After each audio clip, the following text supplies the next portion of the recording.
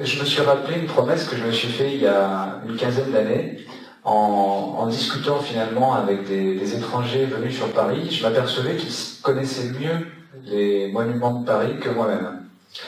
Et je me suis dit, mais c'est pas possible, je vis à Paris, et en fait, je suis tout le temps en train de courir, donc j'ai commencé par 3 ans dans le consulting, et je prends même pas le temps de voir, de découvrir cette plus belle ville du monde, où des gens économisent pendant des mois entiers pour y venir. Donc avec ce temps, j'étais moyen motivé, et puis finalement, je me suis un peu poussé, et voilà, j'ai découvert encore un nouveau musée hier, et c'était un grand moment de plaisir, un nouveau quartier dans Paris, de nouvelles œuvres, un nouveau parcours. Voilà, c'est quelque chose qui m'inspire. Et je parle de ça dans mon livre, effectivement, Avoir la vie de ses rêves, c'est la notion de petit bonheur. Je pense qu'il faut se prendre en charge, finalement. En 2017, si on ne le fait pas nous-mêmes, on risque on est dans une position où il y a de moins en moins de monde qui vont le faire pour nous. Aujourd'hui, si on en croit cette étude Ipsos qui a été relayée dans l'Express et sur Europe 1, 47% des gens estiment passer à côté de leur vie. C'est vrai que nous sommes dans une société en accélération. Nos entreprises cherchent à innover, cherchent à développer la créativité. On n'a jamais autant parlé d'agilité, d'intelligence collective. Il est essentiel aujourd'hui d'enchanter son client.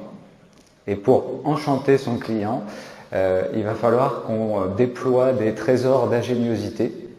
Et on va voir que du coup, dans cette espèce de suractivité qu'on a dans nos entreprises, certains peuvent se retrouver sur le bord de la route, finalement, puisque si on n'a pas défini nous-mêmes nos priorités, c'est un peu ce qu'on va voir dans le cadre de cette conférence, on passe notre vie à être au profit des priorités d'autres personnes ou d'autres organisations.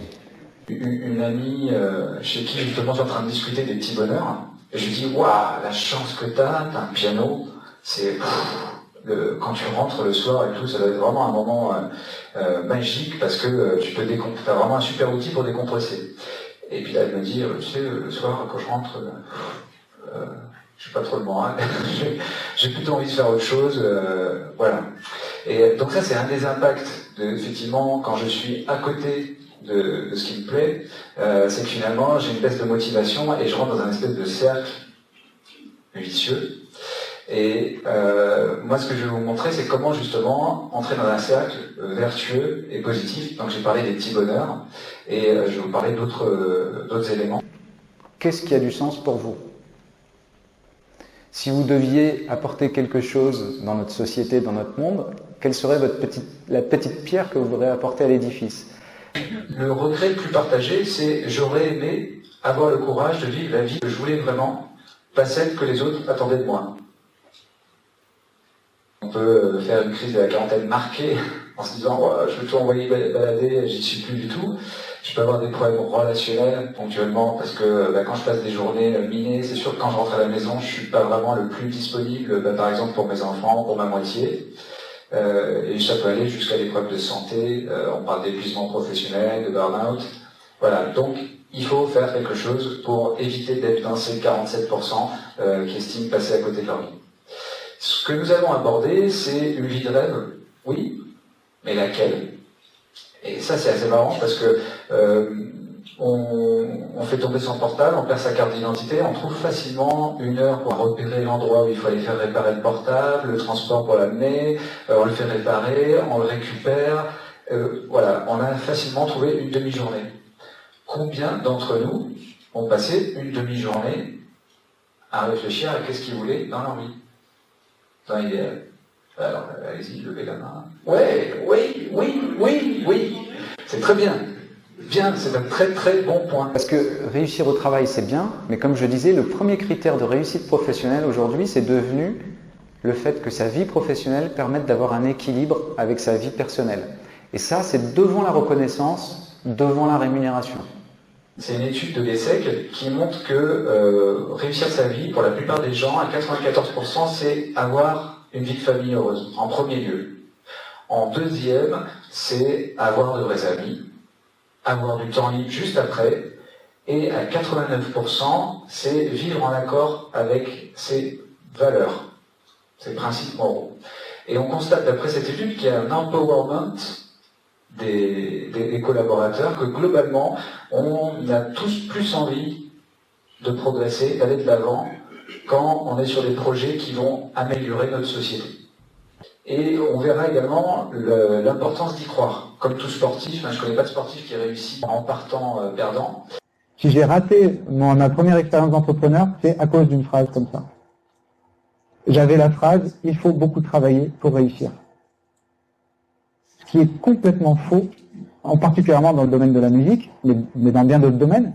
Donc j'avais cette phrase « il faut beaucoup travailler pour réussir ». Qu'est-ce que j'ai fait? Je me suis fait plaisir, j'ai fait un super morceau, je me suis éclaté.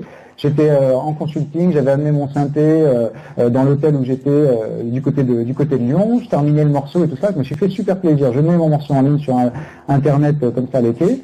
Tac, il arrive numéro 1. Est-ce que j'ai beaucoup travaillé? Non. Donc c'était absolument horrible pour moi. Il fallait que je valide cette croyance qu'il fallait beaucoup travailler pour réussir. Donc du coup, c'est à cause de ça que je me suis mis à travailler du matin jusqu'au soir, et c'est à cause de ça que je suis passé complètement à côté de mon rêve. Finalement, avant ce livre, j'ai fait beaucoup d'ateliers interentreprises justement sur l'innovation managériale, sur l'entreprise libérée, sur le développement de l'intelligence collective. Et le frein qui ressort de tout ça, le principal frein dans les entreprises, c'est la transformation personnelle. C'est-à-dire qu'aujourd'hui, ce qui nous empêche d'aller pour mettre plus d'humains dans l'entreprise, finalement, c'est pas la technique, c'est pas les compétences, c'est le lâcher prise, je dirais, des décideurs et le fait de changer de mindset pour tous les gens dans l'entreprise, qu'ils soient à des niveaux de top management, de management ou dans les équipes. Le premier frein, c'est la notion d'inconscient collectif. Alors, je pense que c'est un frein qui parle à tout le monde, hein, c'est que à la maternelle, on a le droit, tout le monde parle en même temps, etc. Puis dès le CP, on apprend à faire attention à lever la main, et puis de plus en plus à ne pas lever la main, parce que si jamais on se trompe, on se moque de nous et ça fait pas du bien, et puis on n'a pas envie de se retrouver tout seul à la cour de récré. Et ce principe-là, finalement, on va l'appliquer un peu partout dans notre vie, c'est-à-dire qu'on a envie de passer notre vie à dessiner, mais finalement, on va quand même prendre plutôt une formation connue, un métier reconnu. Même chose, on va réfléchir sur la vie de couple, on va réfléchir sur sa vie professionnelle, et le curseur entre faire ce en quoi je crois et être bien noté, eh bien, on est plus éduqué à être bien noté, hein, par rapport à l'école notamment. L'inconscient collectif, c'est pas un souci en soi, c'est un accélérateur, parce que ça développe nos capacités d'adaptation, c'est-à-dire que dans n'importe quel environnement où je vais arriver, ça va être génial parce que je vais savoir exactement comment m'adapter en peu de temps, même si je suis pas expert. Donc ça, c'est top. Le problème, c'est de faire de l'inconscient collectif tout le temps, toute sa vie. Parce que ça conduit au bas de la colonne verte collectif à réussir dans la vie. C'est-à-dire, j'ai coché toutes les cases, je suis marié, j'ai un bon job, un bon salaire, j'ai des enfants, mais est-ce que j'ai réussi ma vie? Là, c'est autre chose. Et comment on peut faire changer la donne? Eh bien, la première chose, c'est déjà de voir les choses de manière positive, et finalement, c'est le fait que c'est plutôt une opportunité, cet inconscient collectif, c'est-à-dire que si on veut convaincre un certain nombre de personnes pour aller dans une transformation, pour faire leur part sur quelque chose, il n'y a besoin que de 20% d'adhésion. On a besoin de convaincre que 20% des personnes, ou de faire adhérer 20% des personnes. Tout le monde peut propulser le changement, donc ça aussi c'est une bonne nouvelle, hein. Ça peut être un PDG, c'est mieux si c'est le PDG, mais ça peut être aussi un employé. Par exemple, c'est un ouvrier chez Harley Davidson qui a eu l'idée de créer le club de motards, et du coup ça a aidé à relever l'entreprise. Chez GRDF, il y a un collaborateur qui a proposé, qui a envoyé à son directeur une BD sur l'holacratie, hein, une forme de gouvernance en cercle. Et finalement, toute la direction est passée sur l'holacratie. Toutes ces initiatives vérifient la phrase de Margaret Mead, souvenez-vous qu'un groupe d'individus conscients et engagés peut changer le monde. C'est même la seule chose qui se soit toujours produite. Et voilà, cette phrase accompagne nos ateliers interentreprises depuis des années.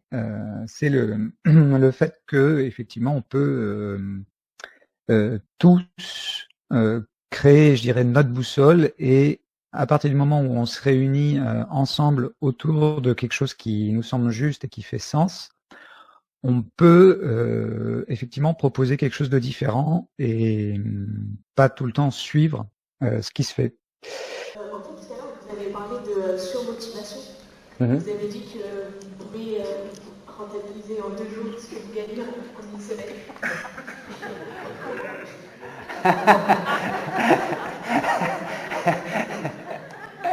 Comment on peut faire ça? Alors, qu'est-ce que c'est le mode d'emploi détaillé? Alors, le point qui n'est pas évident, c'est que ça dépend de l'ADN, c'est votre ADN de réussite en fait. C'est lié vraiment à cette phrase. C'est-à-dire que moi, ce que j'ai identifié, c'est que je ne peux pas apporter plus de valeur que quand j'anime des groupes, je crée des événements autour de connecter les talents, développer les talents. Et finalement, en fait, j'ai cherché toutes les activités dans lesquelles je faisais ça. Donc, en tant que salarié, je faisais ça en tant que chef de projet. Et puis, j'avais commencé à intervenir dans des écoles, dans des organismes. Et j'ai multiplié, en fait, toutes ces occasions d'intervention. Là où j'avais le plus de reconnaissance, le plus d'activité, j'ai multiplié ça. Donc si je prends un exemple, j'ai une intervention un jour, je pars en TGV, les enfants étaient malades la nuit, j'ai pas dormi et j'arrive dans le TGV, je me dis chouette, j'ai quand même 2 heures avant d'arriver, j'ai un nouveau groupe à animer, etc., un nouveau sujet. Et puis dans le TGV, j'arrive et il y a un bébé qui pleure et qui a 2 sièges de moi. Je dis, oh, c'est un cauchemar. Donc j'arrive là-bas avec des étoiles dans les yeux, je voyais rien, j'étais vraiment épuisé à la ramasse. Et hop, je me retrouve, je rentre dans la salle, je m'attendais à avoir 10-15 personnes, finalement j'en ai 60. Et je dis, wow, elle est grande cette salle. Et je ne peux pas expliquer, tu mets sur le bouton play et puis ça part tout seul. Et donc voilà, je pense que tous, on a des sujets sur lesquels on n'a pas besoin finalement presque de nous payer pour le faire. Et c'est quand on va multiplier ces occasions de le faire, et sur les occasions payantes, c'est là où on arrive à ça en fait. Est-ce que je suis la bonne personne pour vous parler de avoir la vie de ses rêves? J'ai commencé déjà par rater mes rêves. Adolescent, j'étais amoureux d'une fille en 3e et j'étais hypersensible, complexé. Alors, garçon hypersensible, complexé, ouais, c'est une méga tare ça, parce qu'un garçon c'est pas sensible, c'est à tout ce qui est fort, etc. Et donc, discuter avec des filles, moi ça me paraissait juste impossible, c'était le monde à part, quoi. Les filles, comment, je parlais tous mes moyens, je savais plus quoi faire. Et donc le soir, j'écoutais les slows de hard rock, c'était ma période hard rock, et en m'endormant et en imaginant que effectivement on allait fatalement, à un moment ou à un autre, se retrouver dans les bras l'un de l'autre. Le dernier jour de l'année arrive, et puis je raccompagne cette charmante demoiselle sur le trajet, et puis nos routes se croisent. Il y avait une ambiance, j'avais le sourire jusqu'aux oreilles, c'était le dernier jour de la 3e, donc il y a un vent de vacances qui souffle, le ciel bleu, tout le monde est heureux, etc. J'étais super ravi. Et puis j'arrive chez moi, je viens de la quitter, je me dis mais j'ai pas son numéro de téléphone, j'ai pas son adresse, et je la reverrai jamais. Donc c'est l'échec le plus cuisant de ma vie, et c'est en même temps là où j'ai appris la plus belle leçon. C'est que si on a des rêves, et je ne continuerai plus à rêver sans réfléchir à comment le réaliser. Enfin voilà, je pense que ça fait partie des choses qu'on peut discuter autour d'un verre. Et je crois qu'on est plus en ce soir. Bon, merci à vous.